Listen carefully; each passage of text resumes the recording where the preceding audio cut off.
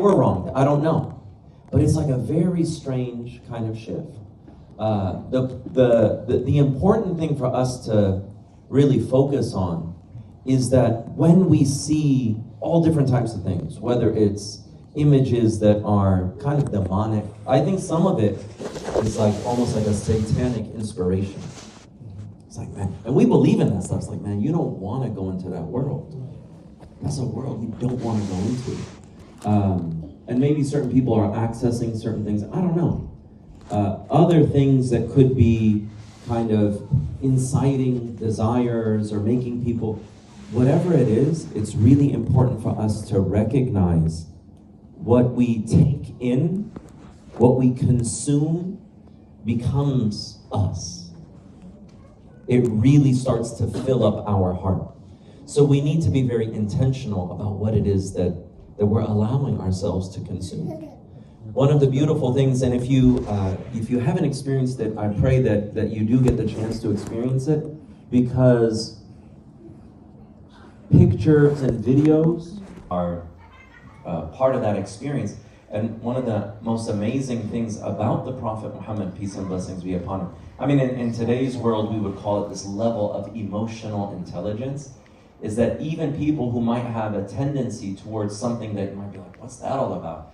He had a way of redirecting it to be used for the good, right? So someone's kind of maybe into certain things, like, okay, designated by God before even we were created and came into this world, it was designated by God as the center of spiritual reality in this existence.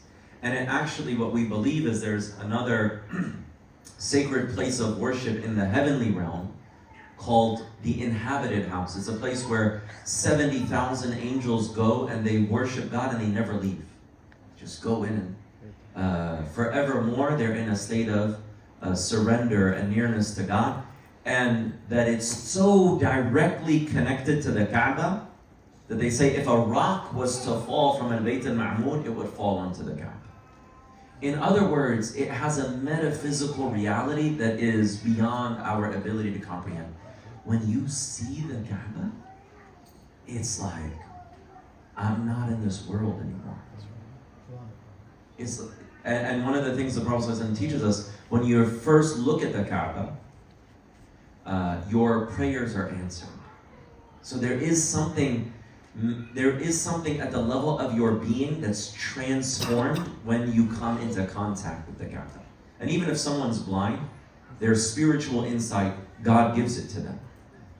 But seeing that, Imam al-Ghazali, he says, when you're looking at the Kaaba, and there's no anthropomorphism, it's something far beyond our ability to rationalize, but he says the closest thing, what you should bring to heart when you look at the Kaaba, is what it will be like to look upon the countenance of God in paradise.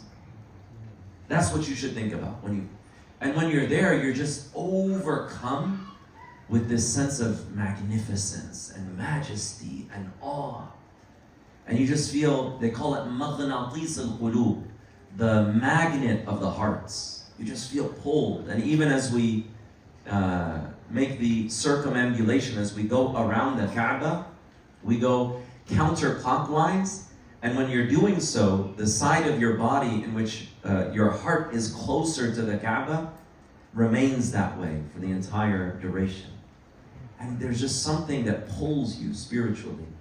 Right? And that's what Imam al-Ghazali, he says here, is the purpose of your eyesight. He said that when you're thinking about how to control your eyesight, and that it's a way of refinement, it's God telling us if we don't control what it is that we look at, and we look haphazardly at things that are not good for us, it's going to harm us. He then says another thing that you can take into consideration is unpleasant or something that is violent. It really makes us unsettled. It can really change our entire mood, our perspective. It really impacts to help us connect, but they're not really working. It's not quite the same. So being able to connect at a human level is really, really valuable.